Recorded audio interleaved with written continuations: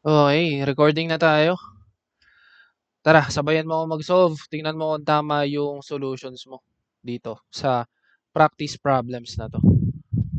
Number one, ayun pala, ang gagawin natin dito is we will prepare the adjusting entries for the year ended December 31, 2025. So lahat ng items dyan, ang year end nila ay December 31, 2025. Okay? So naka-calendar year sila lahat.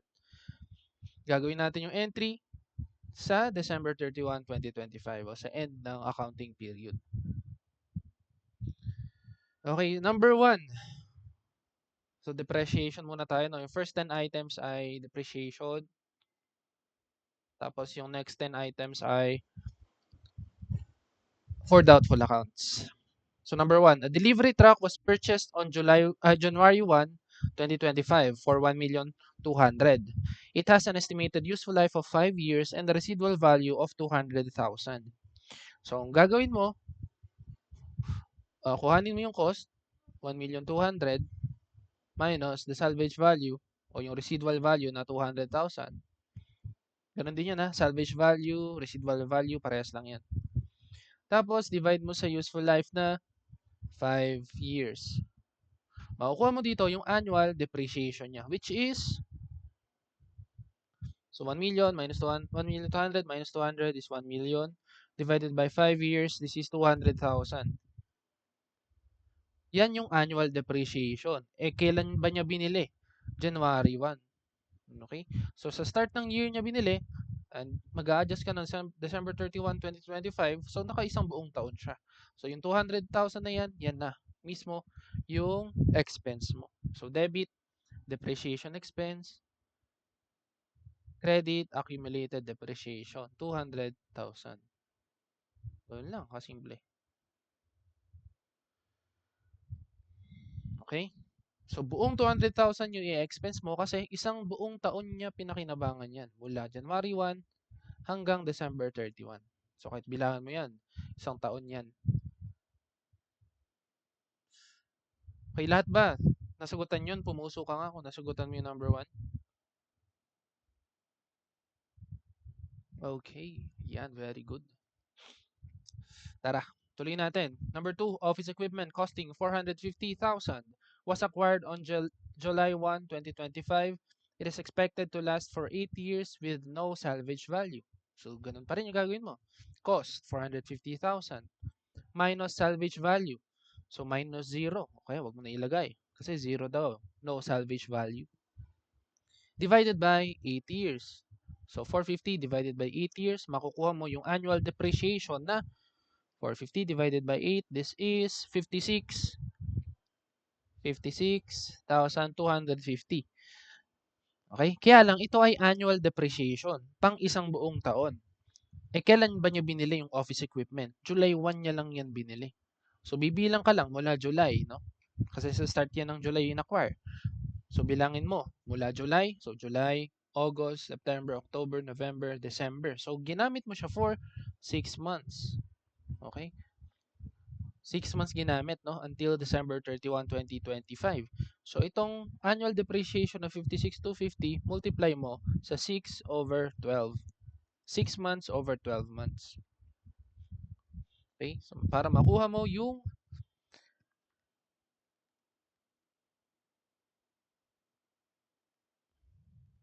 $28,125. So, $28,125 ang yung depreciation expense. So, debit, depreciation expense, credit, accumulated depreciation, 28,125, 28,125.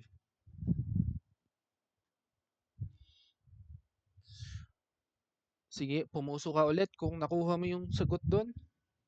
Okay, very good. Yan. Sige, tuloy natin. Nakuha naman. Number 3, a building worth 15 million has an estimated useful life of 25 years.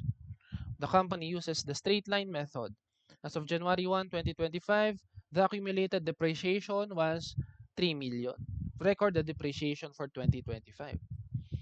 Okay, so dating gawin. Gamitin mo ulit yung cost. Okay, yung 15 million Divide mo lang sa 25 years, makukuha mo yung annual depreciation niya na 15 divided by 25. 15 million divided by 25.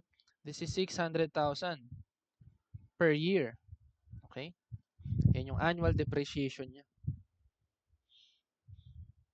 Okay? Tapos dito, binigyan ka, as of January 1, 2025, may accumulated depreciation ka na daw na 3 million. So, magagamit mo ba yung info na to sa pag-record ng depreciation expense? Ang sagot, hindi.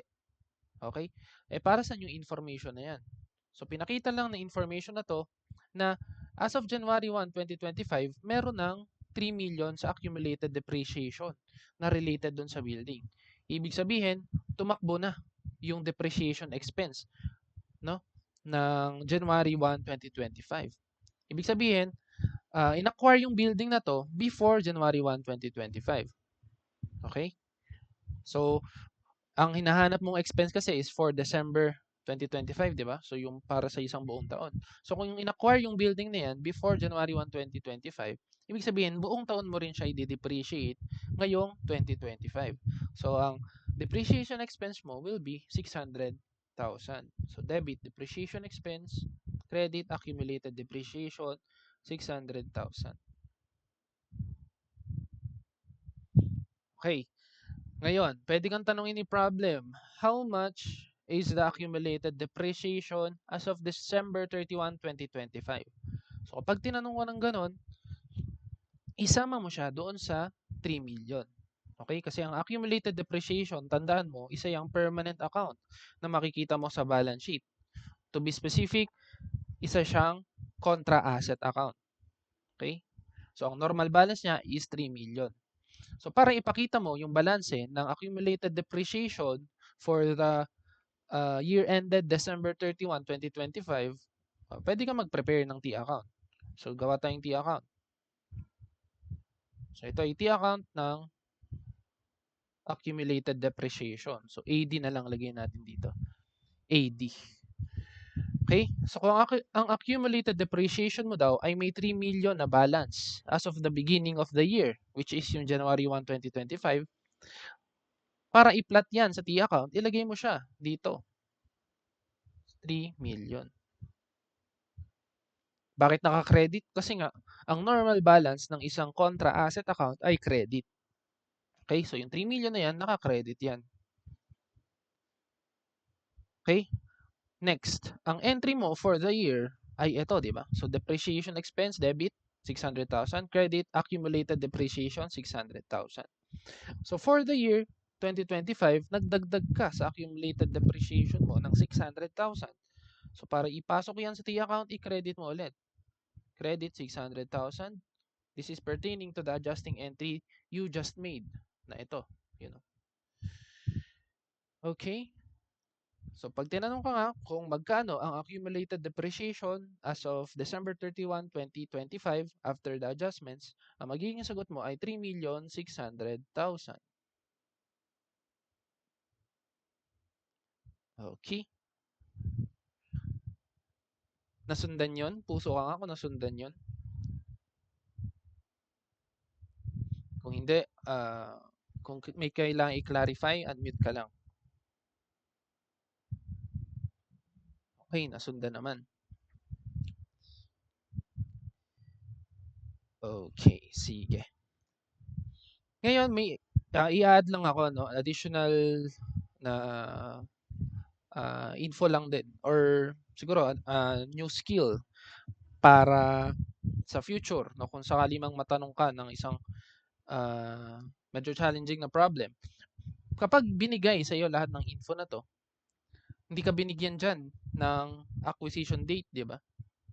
Pero binigyan ka ng accumulated depreciation as of January 1, 2025. Tapos straight line depreciation naman yung ginagamit. Kaya mo bang i-work back kung kailan in-acquire yung building na yan? Ang sagot, yes. So paano? Kuhanin mo yung accumulated depreciation na 3 million. So yung 3 million, ilatag mo dito. Next, i-divide mo siya sa annual depreciation o yung depreciation mo per year. So na-compute mo kanina, 600,000. So 3 million divided by 600,000, ang sagot ay 5. So ano yung 5 na yan? Ibig sabihin yan, 5 years, no? 5 years nang ginagamit yung building. 5 years na siyang nagde-depreciate as of January 1, 2025. So, pwede mong malaman kung kailan siya in-acquire. So, i-minus mo lang yung 5. No, so, 2020 siya in-acquire. January 1, 2020. Bilangin nga natin. So, kung January 1, 2020, so 2021, 1 year, 22, 2 years, 23, 3 years, 24, 4 years, 25, 5 years. Okay, so 5 years nang ginagamit yung building. Okay, so pwede mo siyang pwede mong ma-compute kung kailan in-acquire yung building. Okay? Yan. So, ginamit lang natin yung accumulated depreciation and yung annual depreciation na kinompute mo rin. Okay? Next number. Number 4 tayo. Number 4, machinery was bought on October 1, 2025 for 800,000. It has a residual value of 50,000 and a useful life of 10 years. So, dating gawin. Ulitin mo lang yung ginawa mo kanina. 800,000 na cost minus residual value or salvage value na 50,000 divided by 10 years. Makukuha mo yung annual depreciation na, so 800 minus 50 divided by 10. So, ito ay 75,000. 75,000. Kaya lang, annual depreciation yan. Bilangin mo kung ilang buwan siya ginamit for this year. So, di ba? October daw siya in-acquire. So, bilangin mo, October, November, December. 3 months siya ginamit for this year. So, times 3 over 12. So, 75 times 3 divided by 12. This is 18,750. Okay. So, ang entry mo, depreciation expense, debit, no? 18,750. Credit, accumulated depreciation, 18,750.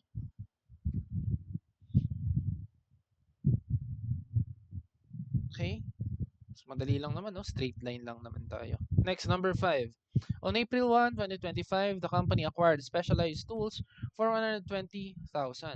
These tools have a 3-year life and a 12,000 salvage value. So, ganun lang ulit yung gagawin mo. 120 minus 12,000 salvage value divided by 3 years. Makukuha mo yung annual depreciation na divided by 3. No, 36,000 yung annual depreciation. Then, i-times mo sa kung ilang buwan siya nagamit divided by 12. So, kung April binili, bilangin mo, April, May, June, July, August, September, October, November, December. So, 9. Tama ba? April, May, June, July, August, September, October, November, December, January. Tama. 9 months nga. 9 divided by 12. So, 36 times 9 over 12, 27,000. So, 27,000 ang debit mo sa depreciation expense. And credit, accumulated depreciation, 27,000.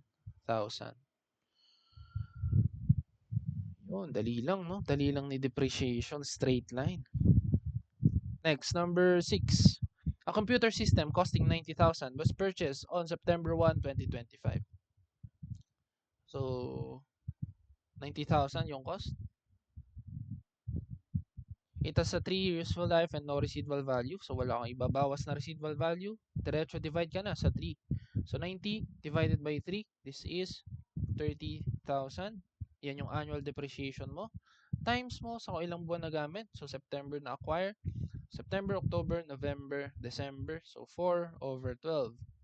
So, 30 times 4 over 12. This is 10,000. Yan yung depreciation expense mo. And accumulated depreciation, 10,000.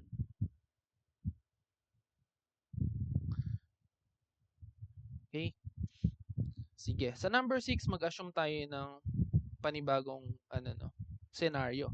Paano kung sinabi ng problem, September 30 siya in-acquire? Okay? Instead na September 1.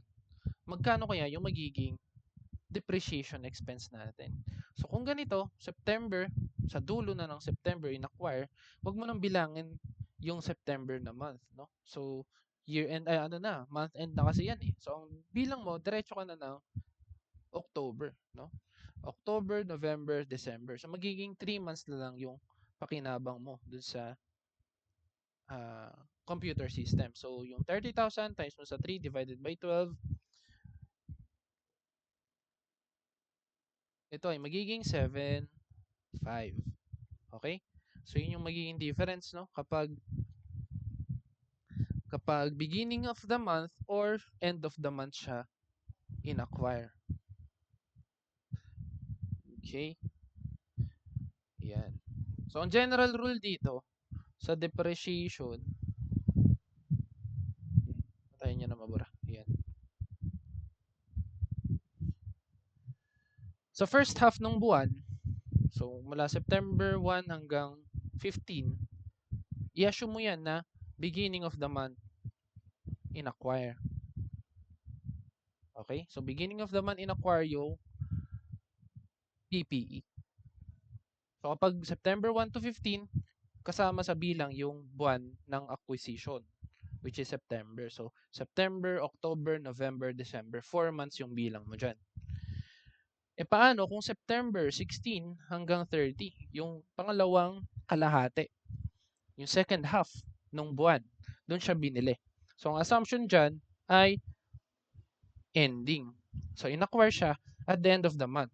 So hindi mo nabibilangin yung month of acquisition sa i-depreciate mo. So yung September, skip mo. So ang bilang mo agad, October, November, December. 3 months lang. Okay? Klaro yan ha? Sige nga, klaro ba yon? Puso ka nga kung klaro yon.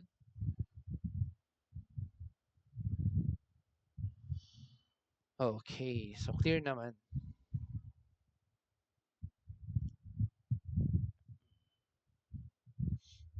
Okay, so burahin na natin para may space tayo sa number 7. Number 7, store fixtures were purchased for 300,000 on January 1, 2023. They have a 10-year life and a 30,000 residual value. Record the depreciation for the year 2025. So, dito meron ka daw binili na 300,000 na store fixtures, 2023 pa binili. Then, useful life is 10 years, tapos 30,000 yung residual value. So, 300,000 minus 30,000 divided by 10 years. So, ang annual depreciation mo dito ay 300 minus 30 divided by 10. This is 27,000. Okay? So, ang tinatanong, record the depreciation for the year 2025. E di, ito na agad. Yung 27,000.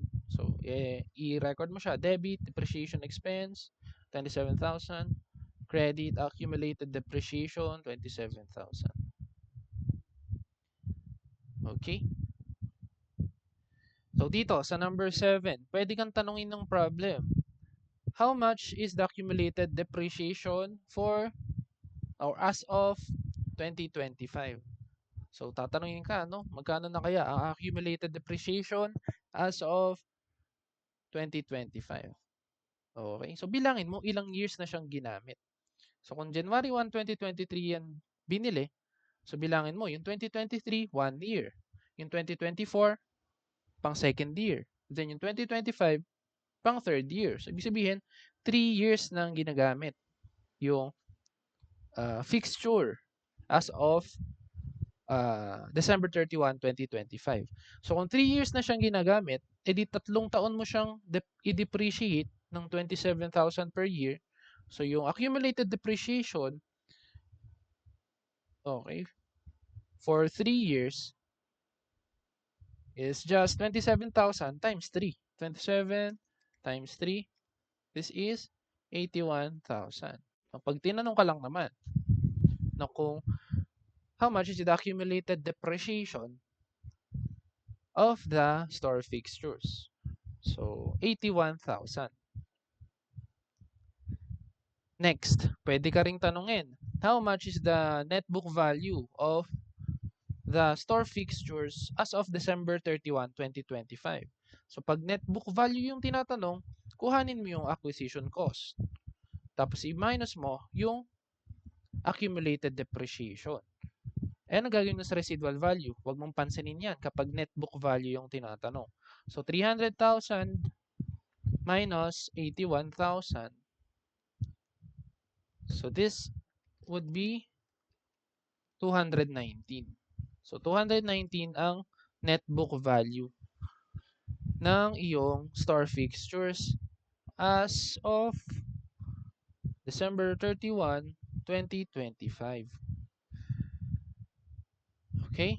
So, ganun lagi net book value is the acquisition cost minus the accumulated depreciation.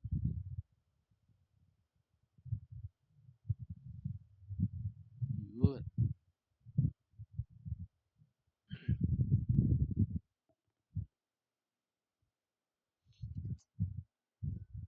Sige, tuloy natin. Number 8. Ayun niya mabura. Number 8, furniture. Ay, teka, may question ba doon? Or nasundan naman yun? Kung nasundan, puso lang. Kung may question, unmute.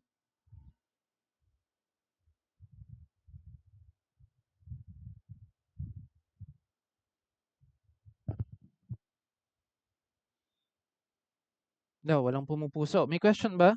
Sige lang, unmute mo na yan. Chat mo na. Or raise your hand.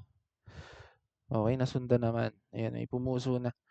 Sige walang tanong tuloy natin.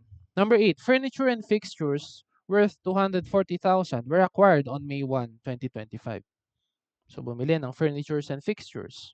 May 1, 2025. The estimated life is 5 years with a 10% residual value. So, dito, hindi ka binigyan ng amount ng residual value. Bagkus, ang binigay sa'yo ay percentage. So, ganun lang din naman gagawin mo dyan. So, yung 240,000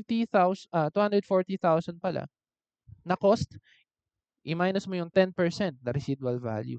So, 10% times 240,000, this would be 24,000. So, yun lang. 24,000 yung residual value. Divide mo sa 5 years. Makukuha mo yung annual depreciation na 43,200. Okay? Eh, ang tinatanong sa'yo, depreciation expense for December 31, 2025. And binili mo to May 1, 2025. So, bilangin mo ilang buwan siya pinakinabangan. May, June, July, August, September, October, November, December. So, 8, no? 8 over 12. So, 43,200. Yeah, lubat na yata yung calcu ko.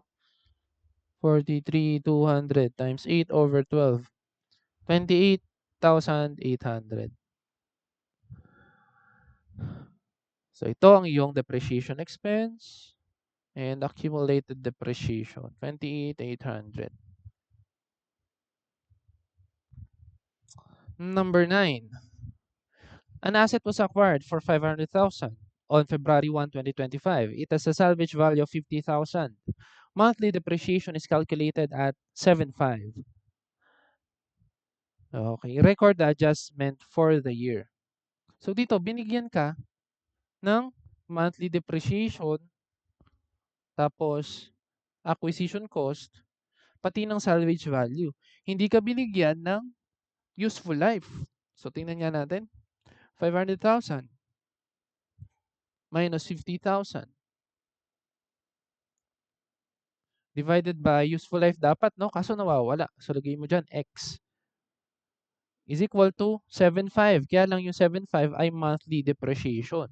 So yung 7.5 i-times mo sa 12 para makuha mo yung annual depreciation. 7.5 times 12. So this would be 90,000. No? Paano mo nakuha yung 90,000? 7.5 times 12.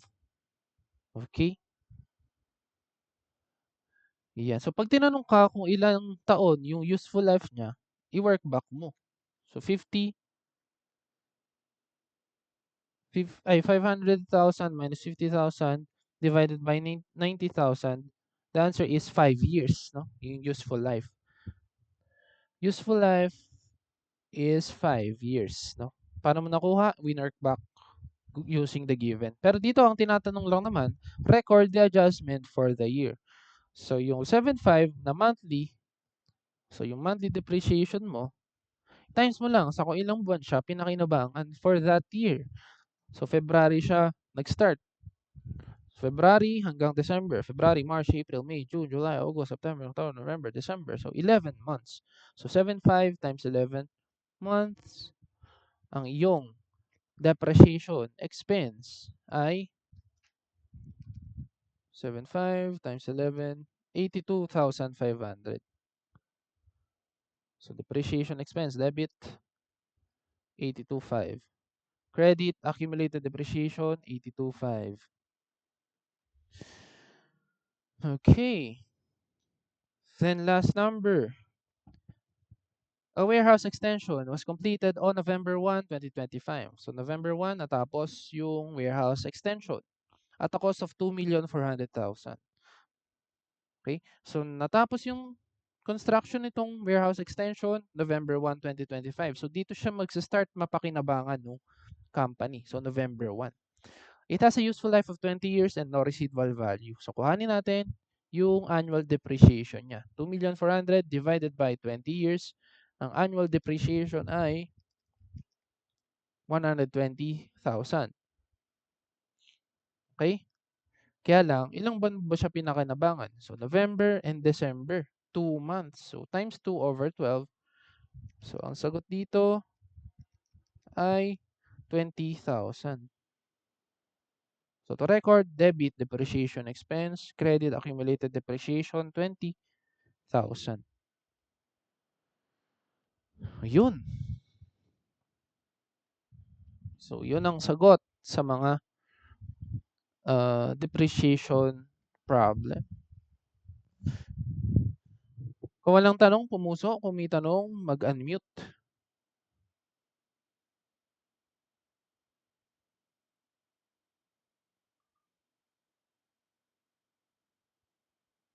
Ayun, may question pala si Darren. Di na po ba papansinin, sir, yung asset na 500,000 dyan, sir? Tsaka po yung salvage value sa number 9. Ito?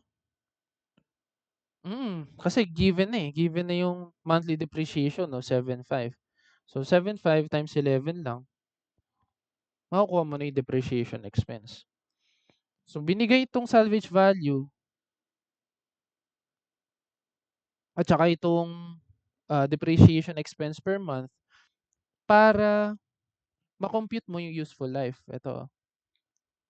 Pag tinanong ka kung ilang years yung useful life, ganito yung gagawin mo. Yung 500,000 minus 50 na salvage value divided by X kasi nga nawawala yung useful life is equal to yung 7.5 na monthly times 12 para makuha mo yung annual depreciation. So, naging 90,000.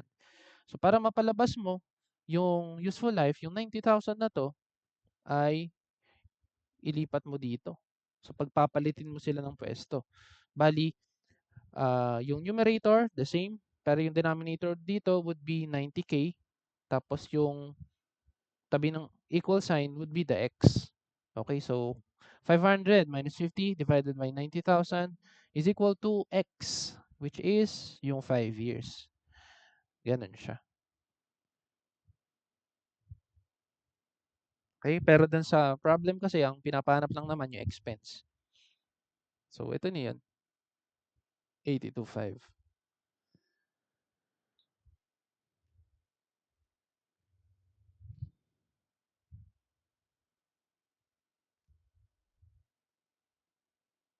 Okay, so may questions pa bang iba? Wala, magpo-proceed na tayo sa doubtful accounts.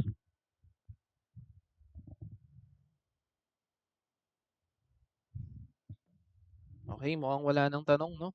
Tara, umusa tayo. Doubtful accounts tayo. So number 11, The accounts receivable balance is 800,000. The company estimates that 5% of the outstanding accounts are uncollectible. Allowance for doubtful accounts has a zero balance. Okay, so this is percentage of accounts receivable. Percentage of AR yung ginamit niya dito. Percentage, tapos ang binigay is accounts receivable balance. So kapag ganyan, percentage of AR, para siyang aging, no? Parang aging of AR, yung trato mo sa kanya. Okay?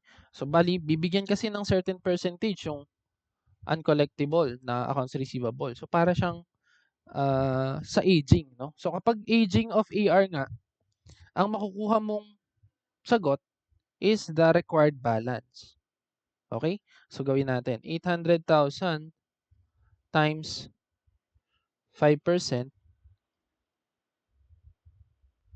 This is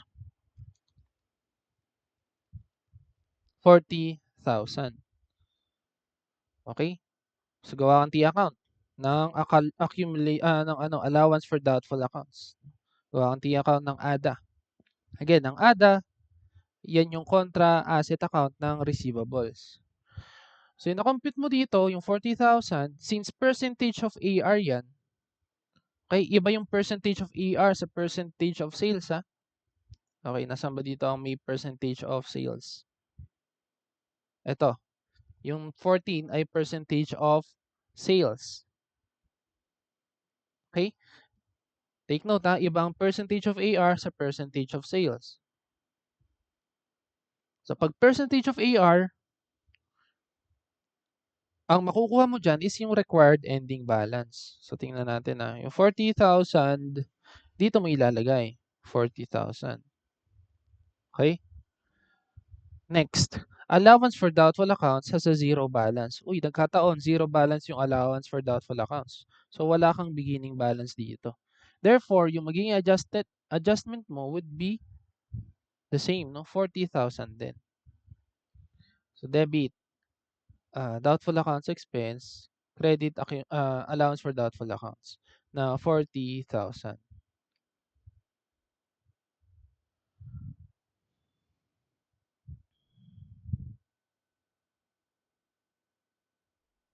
Okay, nasundan ba yun?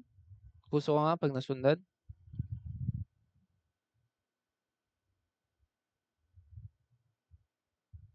Yan, okay. Sige.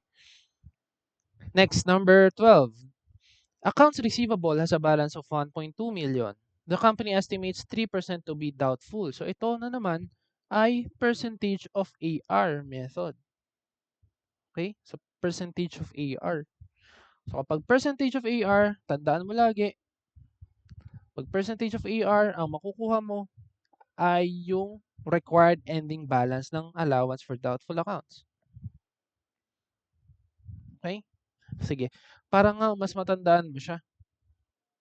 Pag percentage of AR, tingnan mo, AR yan. Ang AR ay nasa balance sheet. Okay? So, tinatawag din tong balance sheet method. So, sa dalawa, di ba, pag nag-journalize ka ng adjusting entry mo for doubtful accounts, ganito yung ginagawa mo. Okay?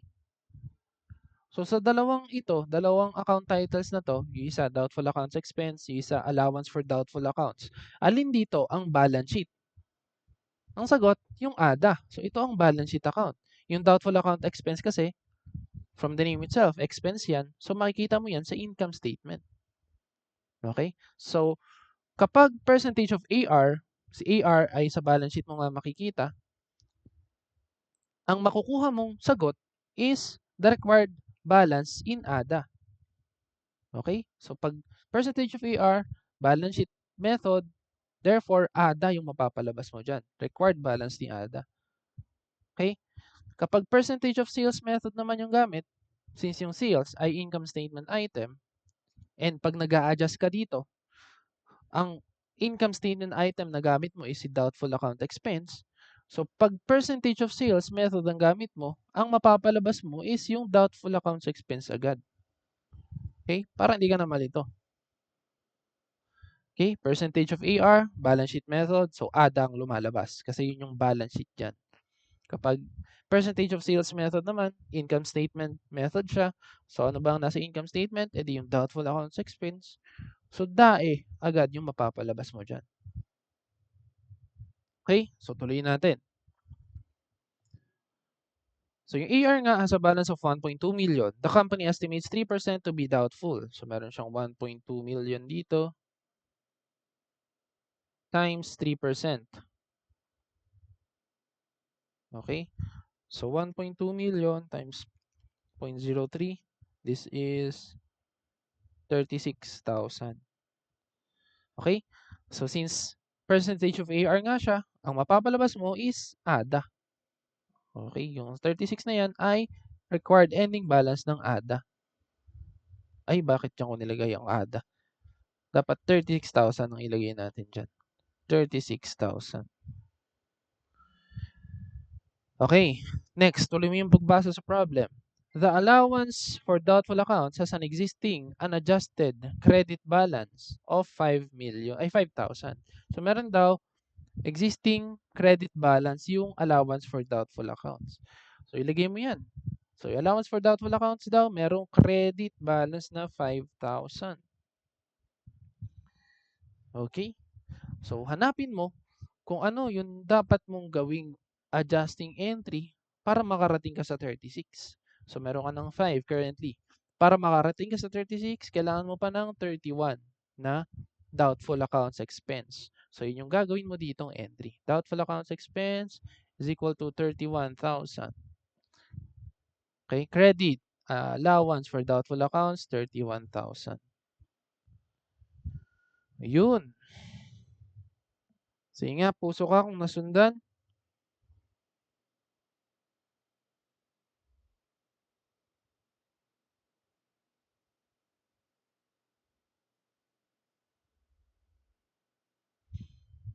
Okay. So, mukhang nasundan naman. O tara, tuloy natin.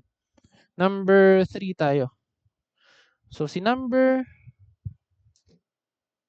di pala number 13 na pala. Okay, ba't walang number? Walang item number dito. Number 13. Palitan natin yung kulay.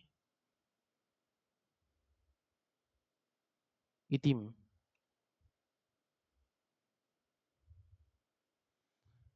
Okay. Accounts receivable shows a balance of 950,000. It is estimated that 4% will be uncollectible. So, ito na naman ay percentage of AR. Okay? So, ang mapapalabas mo dito ay ADA ulit. Okay, sige. So, 950,000 times 4%. So, ang required balance sa iyong ADA ay 950 times 0.04. This is 38.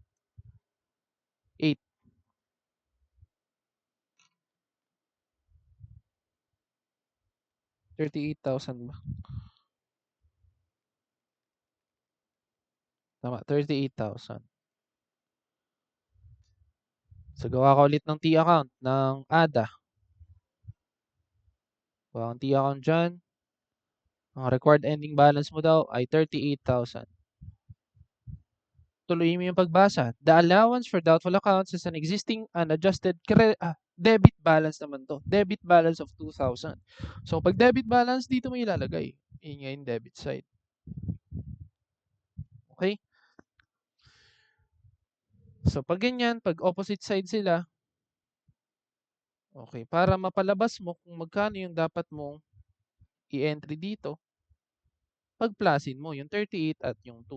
So, ang sagot would be 40,000. 40,000.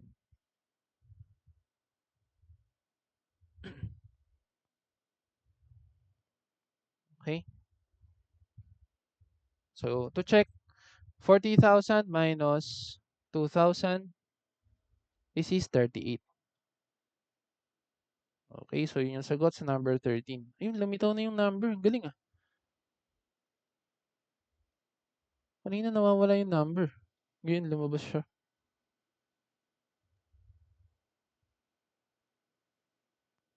So, ang entry would be debit, doubtful accounts expense, 40,000. Credit, allowance for doubtful accounts, 40,000. Okay? So, percentage of AR, yung unang tatlo na yon. Next, number 14, ito, percentage of sales naman. So, net sales for the year totaled 5 million. The company uses the percentage of sales method and estimates that 1% of net sales will be uncollectible. So, ito, kung ano man yung mapalabas mo, yun agad yung i-entry mo, i-adjusting entry mo. So, 5 million times 1%, yun agad yung doubtful accounts expense. So, this is 50,000. And yun na nga ang doubtful accounts expense mo. Okay? So, debit, doubtful accounts expense, 50,000. Credit, allowance for doubtful accounts, 50,000.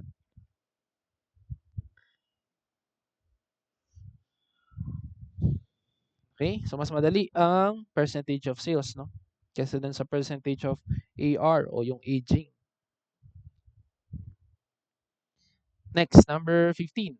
Analysis of aging of receivables. So, ito ay aging method. Again, pag aging o pag may kinalaman sa receivables, no, yung method, ang makukuha mo ay yung required balance sa allowance for doubtful accounts. So, sabi dito, indicates that 45,000 of the 1 million accounts receivable is uncollectible.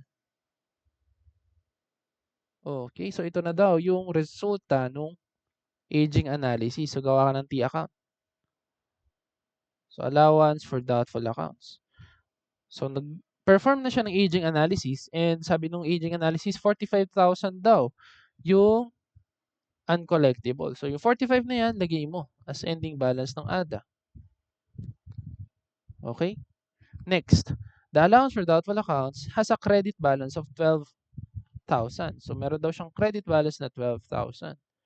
Ngayon, palabasin mo yung required pa na i-entry dito. So, para makarating sa 45. Currently, merong 12. Para makarating ka sa 45, the 45 minus 12, kailangan mo pa ng 33,000 dito na doubtful accounts expense. So, ang entry mo dito would be doubtful accounts expense debit, 33,000. Credit, allowance for doubtful accounts, 33,000.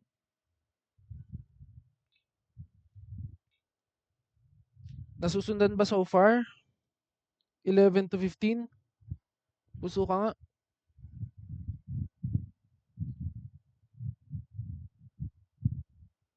Okay. Sige.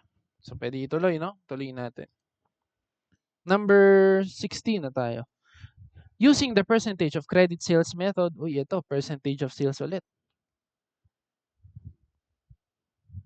Okay. The company provides 2% for doubtful accounts. Total sales were 3 million, of which 20% were cash sales. Okay, ito, medyo may additional ka lang na gagawin, no? Kasi ang binigay sa'yo ay total sales. So, 3 million ang binigay na total sales. Total sales were 3 million. Pag sinabing total sales, magkasama dyan yung cash sales at saka credit sales. Okay? Pag sinabing cash sales, binenta mo for cash. Okay? So, nag-debit ka ng cash, credit ka ng sales. Pag credit sales, binenta mo on account. So, nag-debit ka ng accounts receivable, nag-credit ka ng sales. Okay? So, paghiwalayin nga natin, yung 3 million, 20% daw yung cash sales. So, 3 million times 20%. So, ang cash sales mo dyan ay 600,000.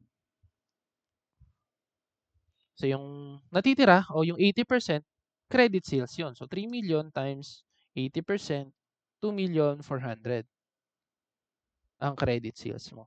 Bakit natin pa naghiwalay? Basahin mong maigi yung problem. Percentage of credit sales method yung ginamit niya. So, ang kailangan mo dito, credit sales lang, which is yung 2,400,000. So, ilang percent daw ng credit sales yung doubtful? 2%. So, sa 2,400,000 mo na credit sales lang, i-multiply yung 2%. Okay? So, 2,400,000 times 0.02, this is 48,000. Okay? And since this is still percentage of sales, no? Percentage of sales pa rin na method, ang mapapalabas mo dyan is doubtful accounts expense agad. So, ito na yung doubtful accounts expense mo. So, debit, doubtful accounts expense, 48,000. Credit, allowance for doubtful accounts, 48,000.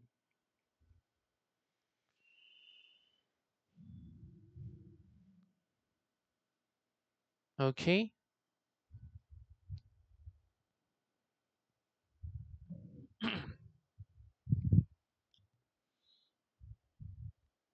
Next, number 17. The ledger shows accounts receivable at 600,000 and allowance for doubtful accounts at 8,000 credit.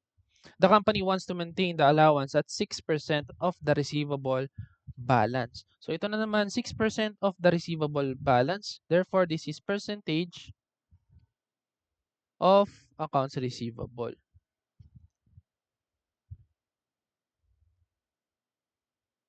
Okay, so gawa ka na agad ng T-account kasi nga kapag percentage of accounts receivable, ang makukuha mo is yung required ending balance ng ADA.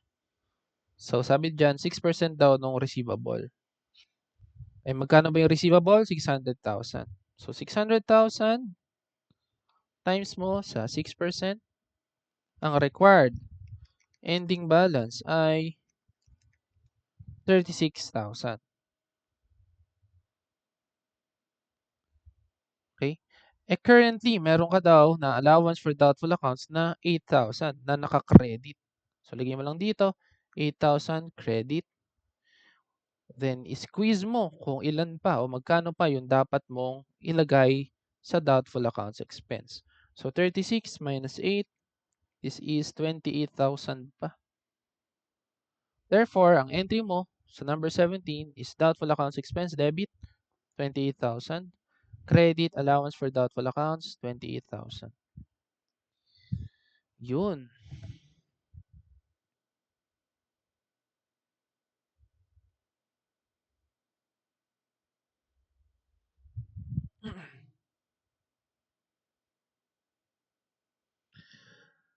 Next, number 18. On December 31, the company decided to write off a specific account from a customer amounting to 15,000 before recording the year-end adjustment for bad debts. So dito ang pinaparecord yung pag-write off. Okay, dun sa account receivable. Okay? Sige. So paano ba mag-write off ng accounts receivable?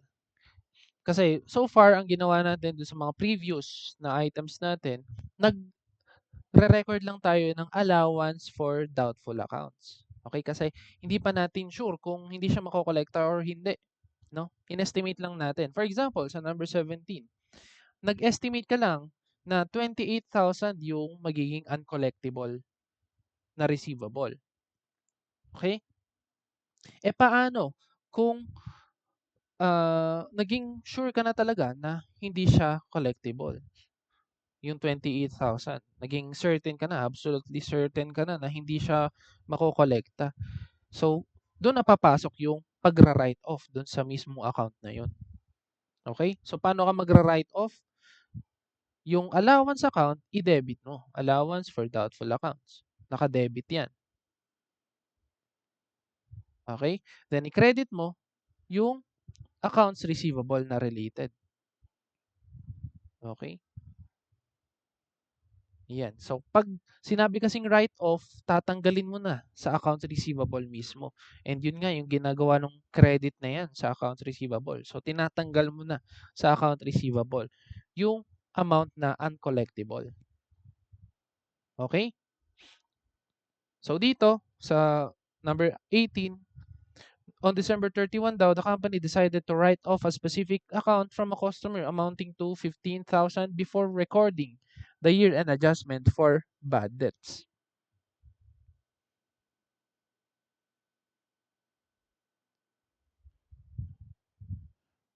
Okay. So dito, mangyayari, debit, allowance for doubtful accounts, 15,000. Credit, accounts receivable, 15,000.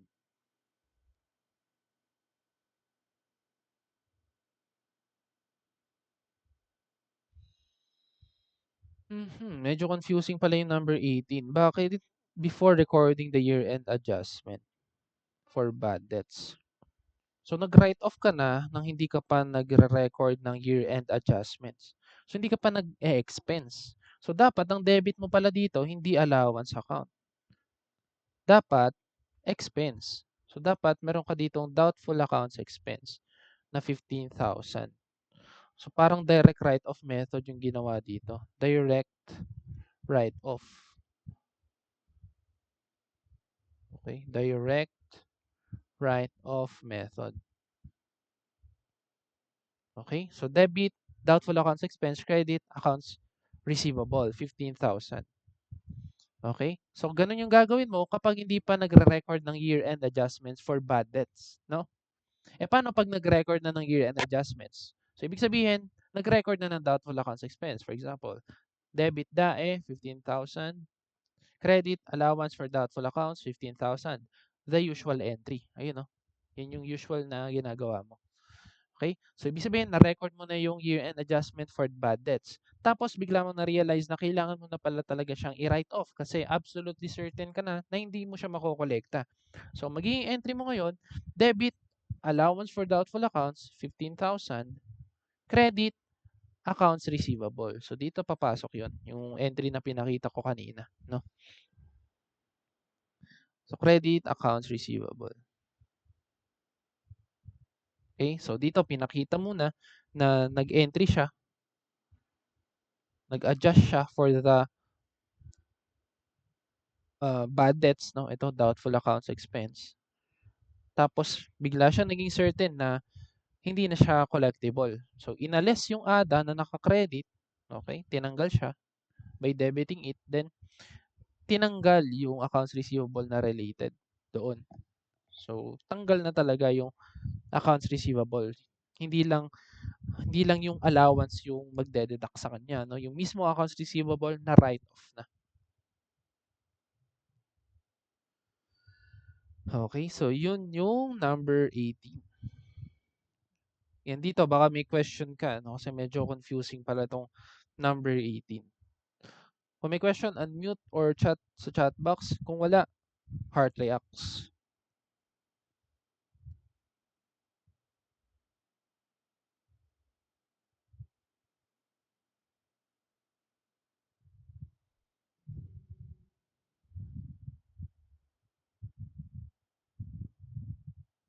Wala, walang nag-unmute. Wala ring nag-heart reacts.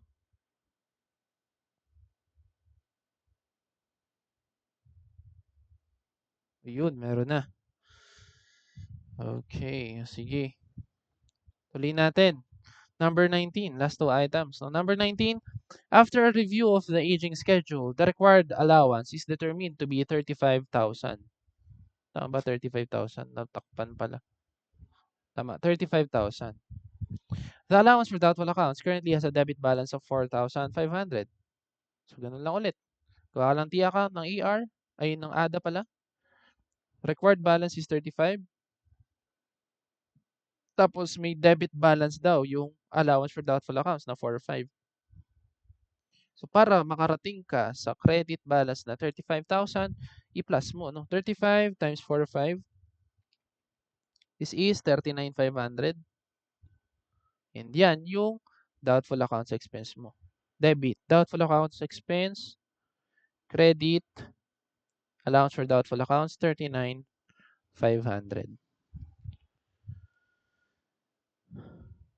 Okay, and last number.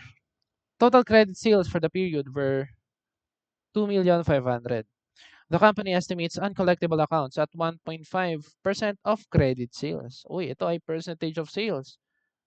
So, madali lang ito. 2,500,000 times 1.5%. So, 2,500,000 times 1.5.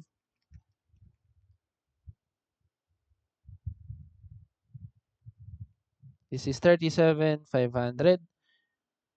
And yun na, ang doubtful accounts expense mo. Kasi nga ito ay percentage of sales. So, debit DAE, credit ADA, 37,500. Tapos may additional info dito, the allowance account has a credit balance of 10,000. Papansinin mo ba yan? Hindi, no? Kasi ano ba ibig sabihin yan? Yun, meron ka lang allowance account. So, kung ilalagay mo dito yung ADA mo, so meron ka daw credit balance na 10,000. Tapos, nag-compute ka ulit, no?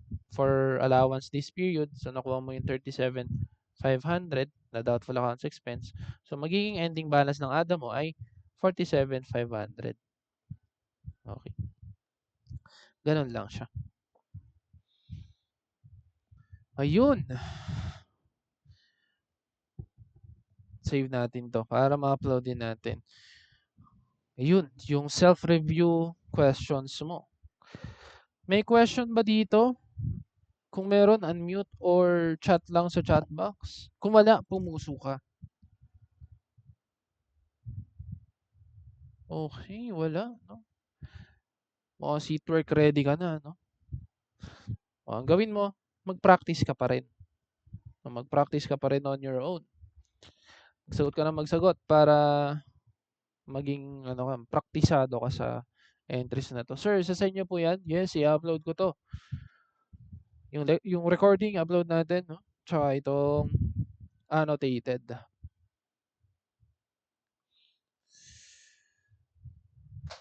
Sir, ganyan din po ba question sa seatwork? MCQ tayo sa seatwork. Yes, may theories din.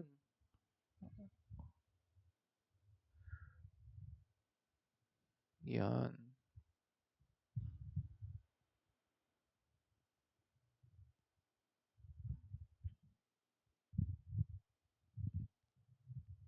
May theories, tas may ganito.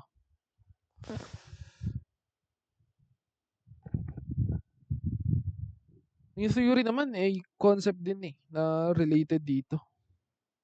O, gaya nung kapag nag-compute ka, percentage of accounts receivable yung gamit, anong makukuha mo? A, required ending balance ng ADA. B, yung expense agad. C, wala kang makakuha. Letter D, secret. O, mga ganun. Ganun yung mga tanungan natin. O sige, mawalang tanong about dito sa self-review questions, no? So, stop natin yung recording.